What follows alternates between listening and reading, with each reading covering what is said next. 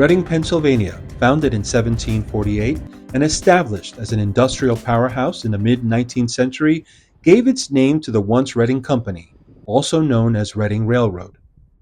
In a sea of red, the majority Latino city in southeastern PA voted for Kamala Harris by 30 points in the 2024 presidential election.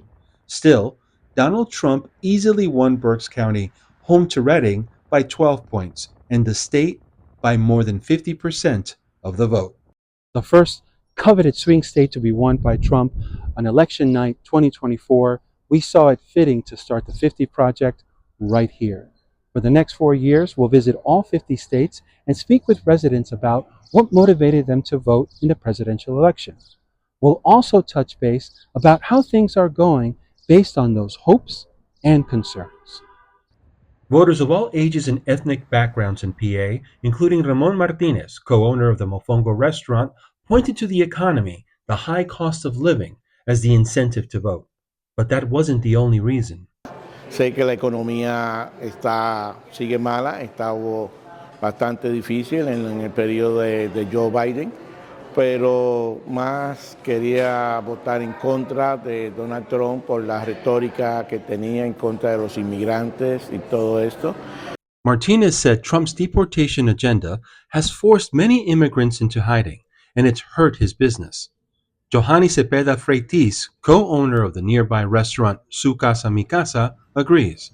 Cepeda Freitis is also a Democratic state representative.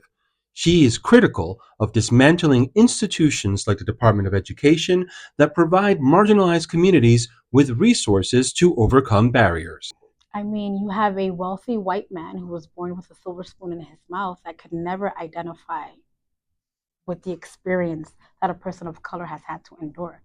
Because I have worked extremely hard, and I want to say a lot harder than my white counterparts to be able to get to where I'm at. I've always had to work harder to prove myself, my value, and my worth. And I could never expect our president to understand and much less relate to that because he hasn't had to struggle.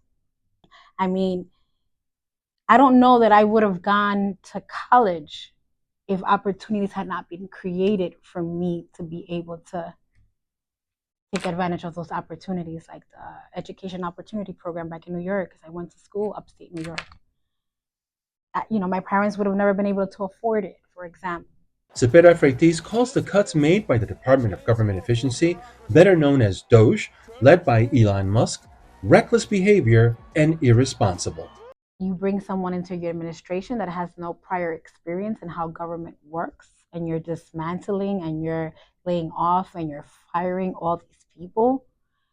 So how are you really helping families?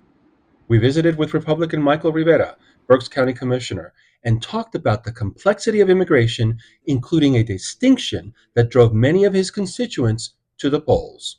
One of the main topics that came up was the border, and it was illegal immigration. The people I spoke with had no issue around immigration. They understand. A lot of them themselves were immigrants, but they came in the legal way. The other situation that I spoke with people around is you've been in the country, you came in, you immigrated, and you've been here for whatever, 10, 15, 20 years. It could have taken you 5 to 10 years just to get here. Then once you're here, it could take another 2, 5, 10 years to bring in your spouse or your family members. So these people have gone through the process, they've waited the time, they've paid the money, so they don't think it's fair for someone just to walk across the border and then get all the benefits that they have been able to acquire because they did things the right way. So the issue is illegal immigration, not necessarily just immigration.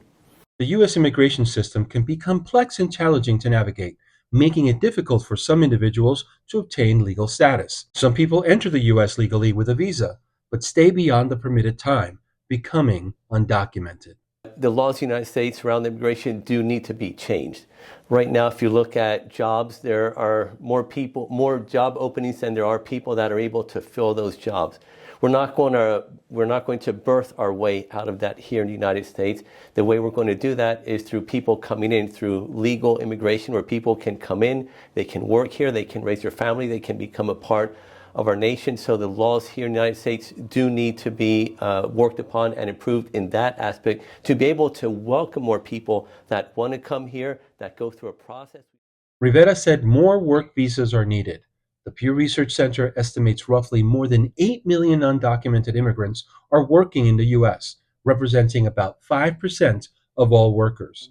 Helping the Latino community in Reading succeed is Centro Hispano. The Hispanic Center, again, serves as a conduit, as a hub where we can connect them to program and services to help improve their quality of life, whether it's in healthcare, whether it's in, again, housing, whether it's food insecurity, workforce development, anything that we can do to help lift up our constituents.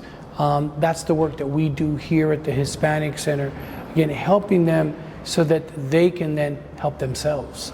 Among the initiatives Centro Hispano collaborates with are voter registration drives. Toledo also shared that while many community members are concerned with the first few weeks of the Trump administration, others advise patience. Concerns about, what the new administration's priorities and focus means to them, means to their family. Again, there are some that have expressed some concerns. Others that have said, this is it's early in the administration. This is the leadership style of this particular president, and we need more time to see where things will go, where things will move in our community. So it's been a mixed bag, one of concern for some, others with more of a tempered, let's wait and see how things move in our community and the impact it could have in our community. While Harris did win Reading handily, Trump's success in moving the electorate relative to 2020 helped him win the crucial Rust Belt swing state. In Reading, Pennsylvania, I'm Hugo Huerta.